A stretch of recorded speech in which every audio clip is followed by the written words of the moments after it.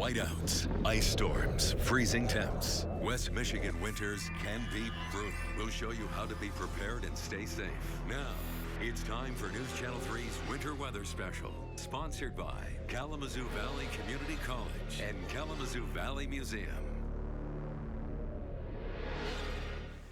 Good evening and welcome to our News Channel 3 Winter Weather Special. I'm Chief Meteorologist Keith Thompson. And I'm Meteorologist Jeff Porter. Winter is our dominant season. Freezing temperatures and snow are likely about 7 months out of the year. Winter is also our most challenging season. Heavy snow, icy roads, frequent blasts of Arctic air can be hazardous to your health. So over the next half hour, we'll tell you what to expect this winter and share some tips to help you survive.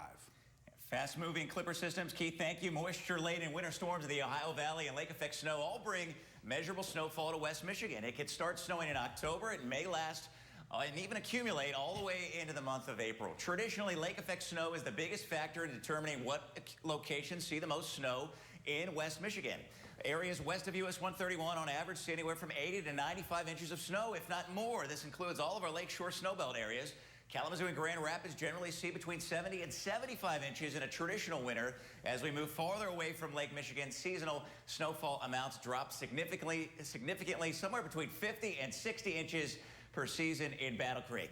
Now, in 5 of the last 6 winters, Kalamazoo has underperformed in the snowfall department, including 62.2 inches last season. The last super snowy winter was 2013-2014, when Kalamazoo experienced more than 100 inches of snow. So what can we expect this winter? Well, I considered a few factors when coming up with a snowfall forecast. First, our weather isn't expected to be impacted by an El Nino or La Nina, as neither will be around for the winter, so it won't be a player. Second, the Climate Prediction Center is projecting much of the northern United States to have above average precipitation. And finally, well, this isn't scientific, but we're due for a snowy season. We've been short of average snowfall, as Jeff mentioned, for the last 5 years. Well, seasonal forecasters say this winter may be similar to past years when the jet stream took numerous deep dives over the eastern U.S., allowing Arctic air to come rushing over the Great Lakes. And of course, that means more snow for us in West Michigan. About 20% more in my forecast. We typically get about 74 inches of snow in a Kalamazoo winter. I'm predicting 88 inches for this coming winter. That's up about 20%, but the snow may not accumulate most when you expect it. For example, as you see here by the pink bars, I'm predicting a snowier November. The blue bars are average. Not much as we normally see in December, an average January, and then we're backloaded on the snow. More snow than average in February and March. In other words, a long snowy winter that lasts into spring. Well, how about a white Christmas? Well, history says that we have about a 50 to 60% chance of having at least an inch of snow on the ground this Christmas Day. Hopefully that bodes well for us.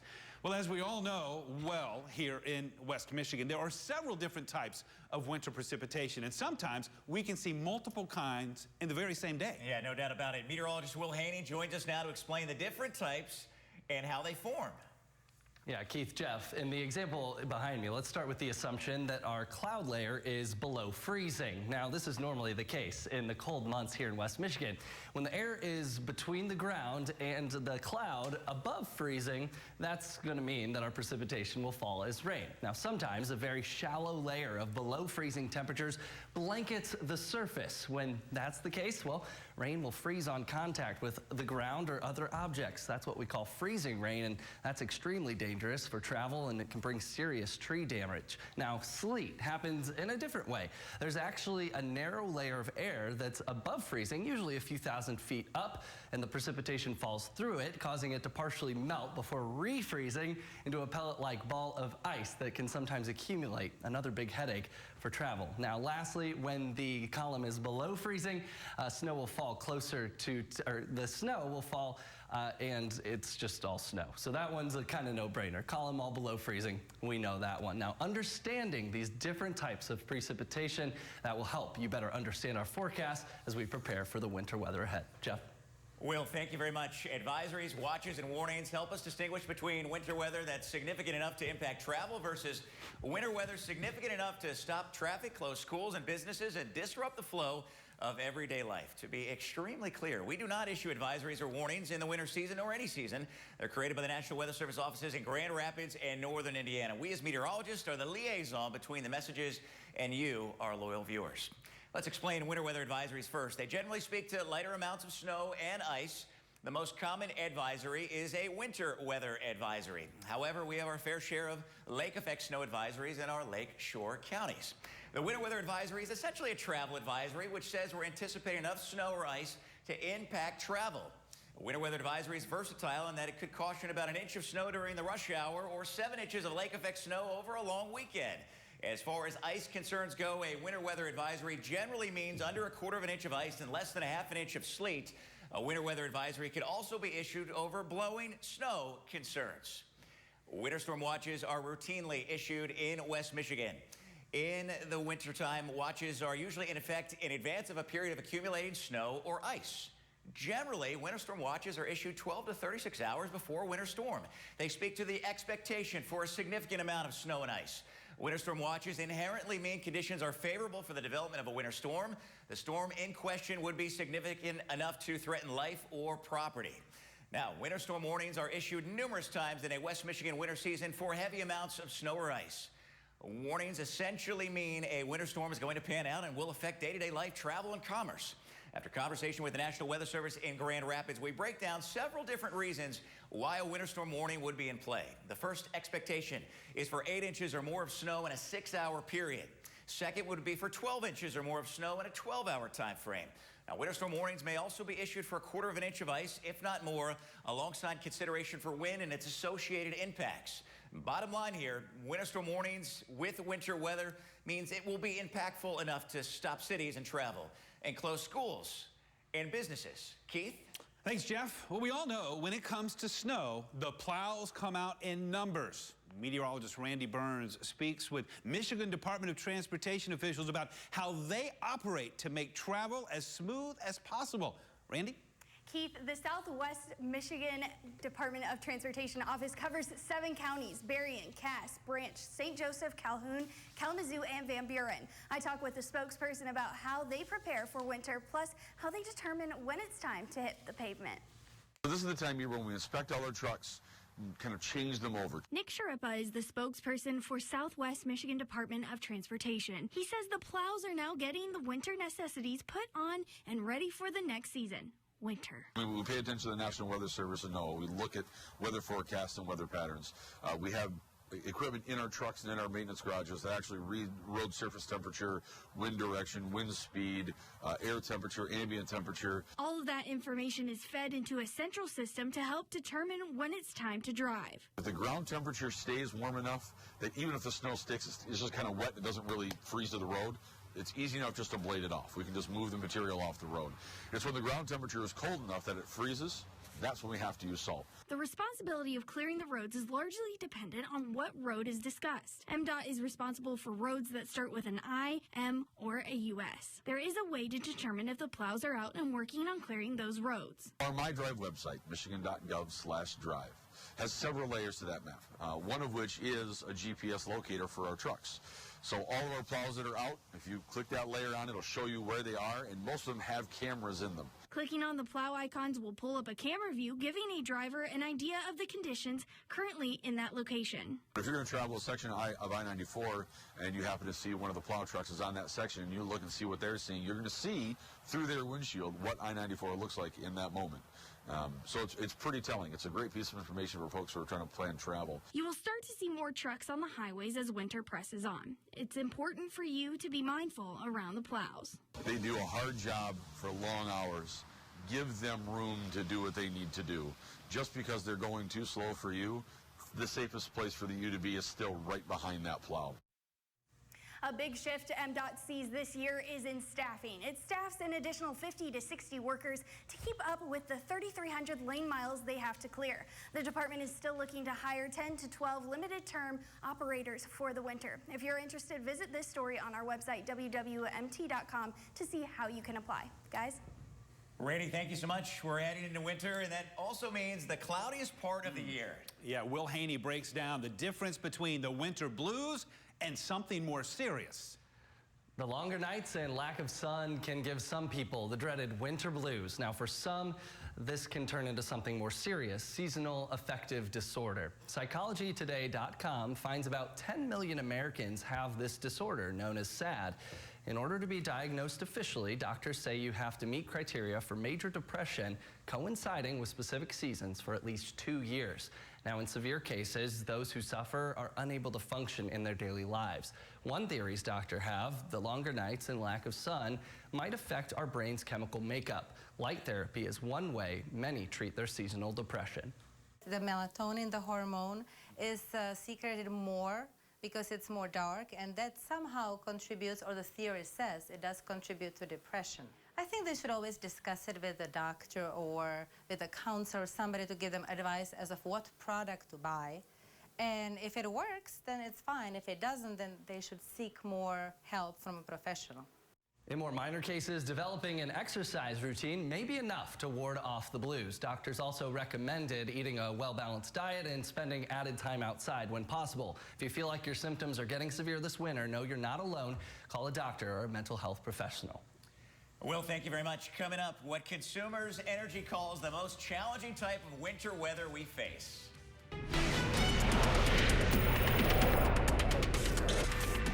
Welcome back. You know, when we think of hazardous winter weather in West Michigan, our thoughts typically turn to snow, but it's ice that often causes more problems. As Will explained earlier, freezing rain is different from other precipitation types like rain, sleet, and snow because of how it forms. With freezing rain, snow melts as it falls through a layer of warm air, turning to rain. As the rain falls through a layer of cold, sub-freezing air close to the surface, it freezes on contact with objects like sidewalks, tree limbs, and power lines. On December 21st and 22nd of 2013, freezing rain left a layer more than half an inch thick on power lines and trees in Battle Creek. Consumers Energy says 10,000 of its power lines fell due to the weight of the ice, and more than 350,000 customers lost power, some for more than a week. Roger Morgenstern of Consumers Energy says it doesn't take a lot of ice to create a lot of problems. Ice is really the biggest challenge for an electric utility like Consumers Energy. The weight of the ice, as little as half an inch of ice, if you think that's not very much, can add 500 pounds to a power line or trees. Morgenstern says Consumers Energy has spent hundreds of millions of dollars in the last several years to strengthen power lines. A lot of that money was spent on tree trimming. In the end, nothing can change the weather, but Morgenstern says the utility tries to stay one step ahead. Let's say we know the I-94 corridor, Kalamazoo, Battle Creek's going to get hit. We'll pre-position equipment and people in that area, make sure trucks are loaded and ready to go so that we can get out there more quickly. Of course, the key to weathering the worst that a West Michigan winter can throw at you is to be prepared, and Erica Moquet has a great way to do just that. Erica? Yeah, Keith, we know sometimes you can't be in front of your television, and when that's the case, you can get your phone with updates. It's from the News Channel 3 weather app. I'm going to show you exactly what I'm doing on my phone. You can customize it based on where you are. Mine's in Kalamazoo, and as soon as you open it up, you can see current conditions right there in your neighborhood. You can also see what's coming ahead. I'm showing you exactly what I'm looking at on my phone, plus my favorite feature, live Doppler radar right there at your fingertips, so you know when snow, rain, whatever is coming your way. The app is simple to download. All you have to do is go to the App Store and search WWMT Weather, and you're all set. Plus, it's free. Keith and Jeff, back to you. I like free. Love that free word. You bet. Lake effect snow, of course, a common occurrence in every West Michigan winter. We'll show you how lake effect snow forms and what wind directions are favorable for lake effect snowfall in Kalamazoo.